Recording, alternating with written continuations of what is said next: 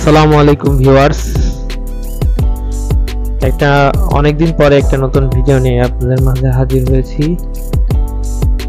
আমার আসলে ভিডিও তেমন করা হয় না, মূলত একটা কিছু অভাব মনে করতেছি। আসলে ট্রাভেলিং ভিডিওর জন্য অবশ্যই একটা ট্রাভেলিং এর জন্য ব্যক্তিগত একটা ব্যবস্থা থাকা প্রয়োজন, যে কারণেই আমি এদিক থেকে অনেক পিছিয়ে যাচ্ছি। তাই ভাবছি যে একটা অল্প বাজেটের ভিতরে একটা বাজেট ফ্রেন্ডলি একটা বাইক নেওয়া যায় নাকি। মূলত এই জন্যই আজকে ভিডিওটা করা। এই সাথে আপনাদের যদি কোনো দিক নির্দেশনামূলক পরামর্শ থাকে অবশ্যই জানাবেন।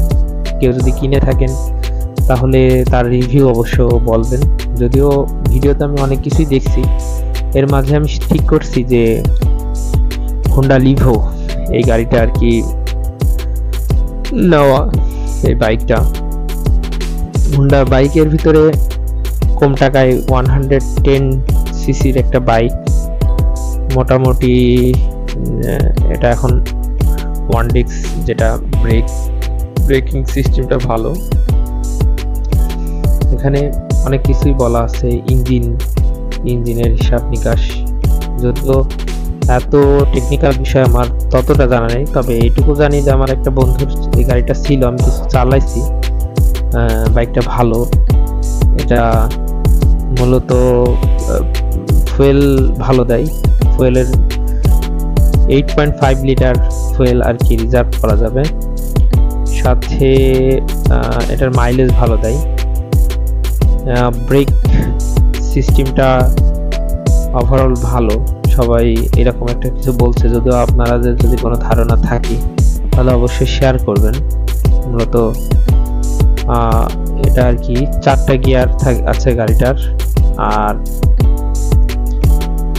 গাড়িটা মূলত লুকিং অনেক সুন্দর। প্রাইসটা আমার কাছে মনে হয়েছে যে একটু বেশি হয়ে গেছে অলরেডি। যখন একদিন আগেও শুনছিলাম যেটা সিবিএস যে ব্রেকটা, এটা মানে এক কথায় ডিস্ক, সেটা ছিল আপনার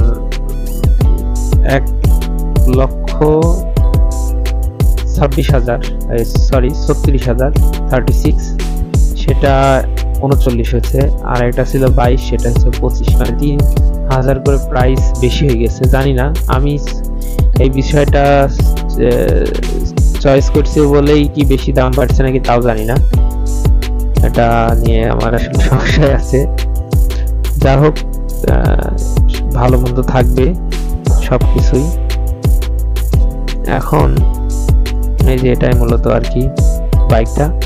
আপনারা অবশ্য জানাবেন যে বাইকের আসলে কোনটা নিলে ভালো হয়, নাকি এটার ভালো মন্দ যদি কিছু আপনাদের জানা থাকে অবশ্যই জানাবেন।